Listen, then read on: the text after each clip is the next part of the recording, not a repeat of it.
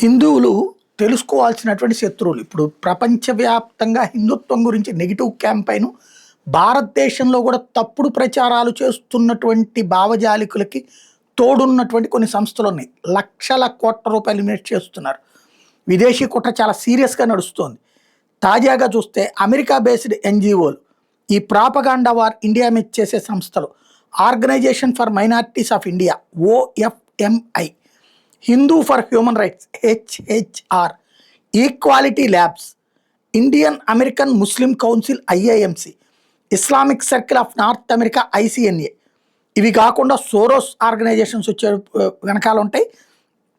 ఇప్పుడు ఈ LGBT community పేరుతో నడిచేటటువంటి కొన్ని, రోహింగ్యా బంగ్లాదేశ్ ఇమ్మిగ్రెంట్స్ చేసేటటువంటిది మరికొన్ని, ఇవన్నీ కూడా భారతదేశంలో రాబోయే 2-3 ఏళ్ల కిందటిసారి చాలా ప్రయత్నించి కొంతమేర సక్సెస్ అయ్యారు మోడీని సంఖ్య తగ్గించడంలో.